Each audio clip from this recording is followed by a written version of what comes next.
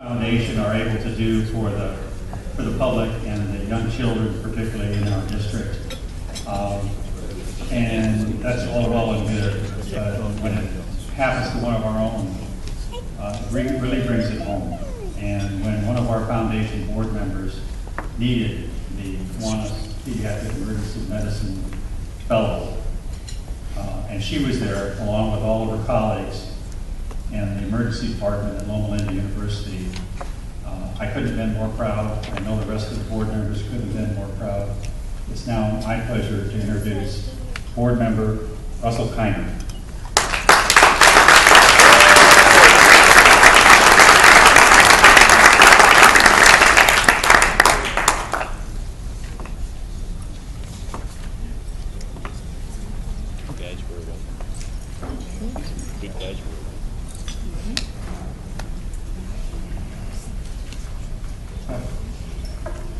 Let me start off by first saying Andy gets emotional, but I get emotional when I think about it. Because when you hear this story, you're going to understand just how important this program is and just how special that young lady is to us. On May 3rd, 2007, my wonderful wife was blessed with the opportunity to meet me. This church is blessed. I'm an angel, that's why I'm wearing white.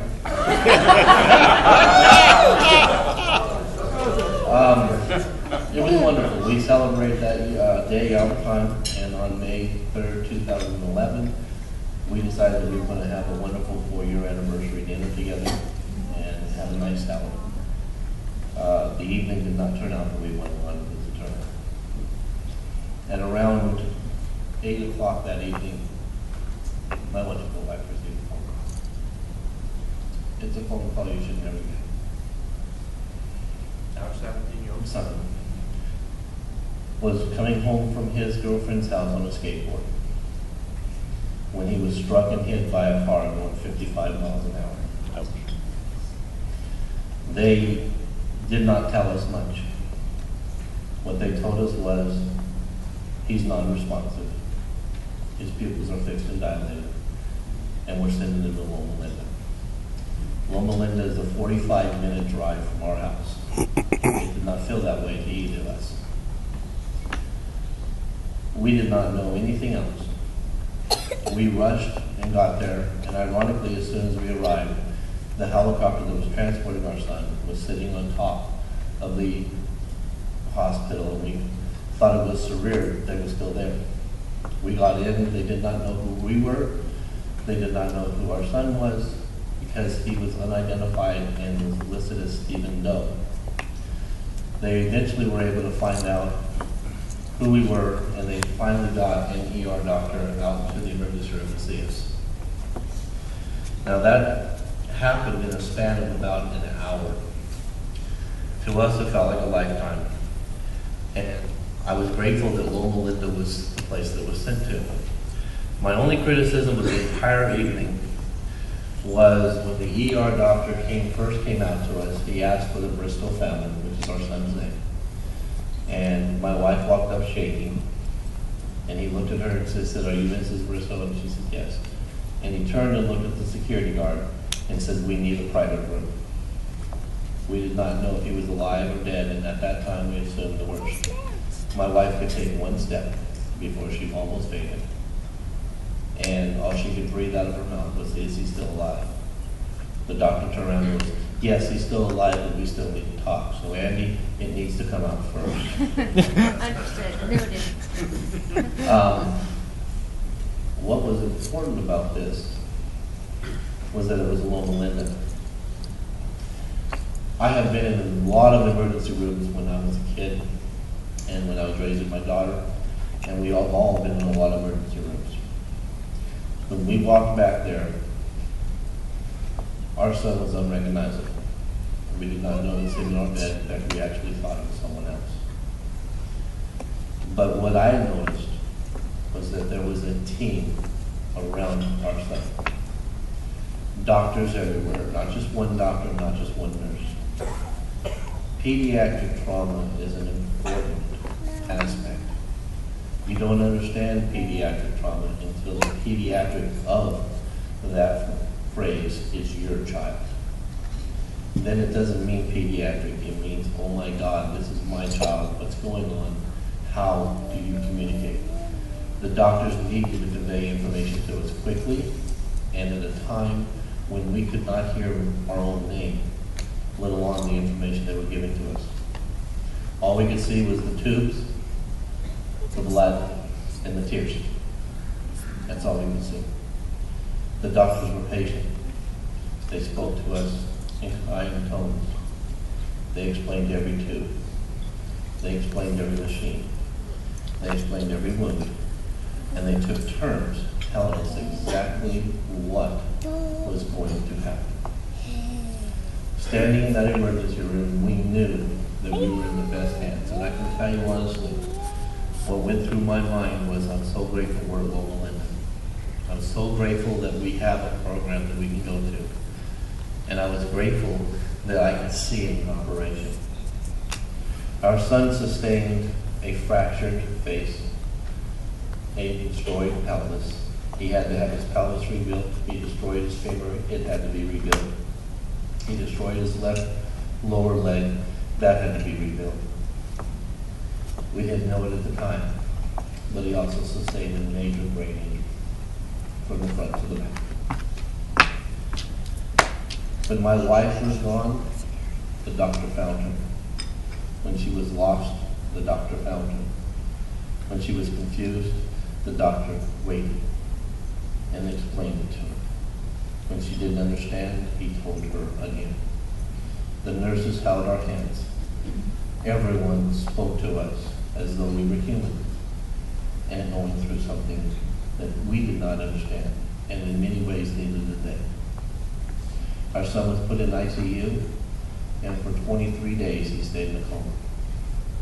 When he came out, he was doing fine because he had no idea who we were. He saw things on the ceiling. He saw people that weren't there, and it broke our hearts. And the doctors still talk to us. The doctors still explain.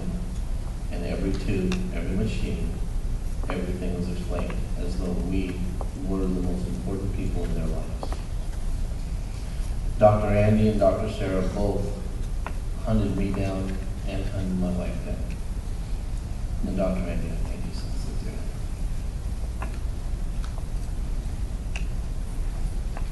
We were able to take our son. He was alive for us because of Loma Linda. We are grateful for the trauma program, and we are grateful for what happened. Unfortunately, I keep getting asked, how was our son today? And in August, when I gave this speech for the first time, I was able to give a great prognosis and talk about how our son was improving.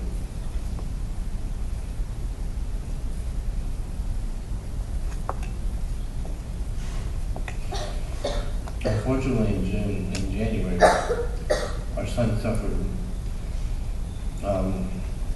5 grand mal seizures. And the improvement that he made in 8 months is gone.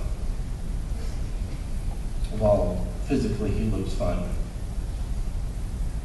most of the time our son doesn't even remember his name. Rarely does he remember that his mother called him. We had to take him back to the hospital. And I tell you this because I want you to understand the pediatric trauma.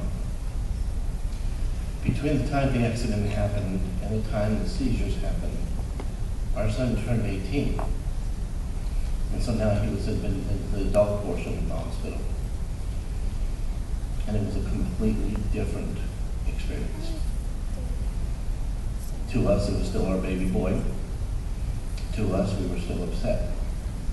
But nothing was explained. We asked if we should be concerned, and we were told, you'll be concerned when we need you to be concerned. There is a difference between pediatrics and adults, but it's not going to have to stop with pediatrics. And Dr. Thornton knows that, and so does the other medical profession.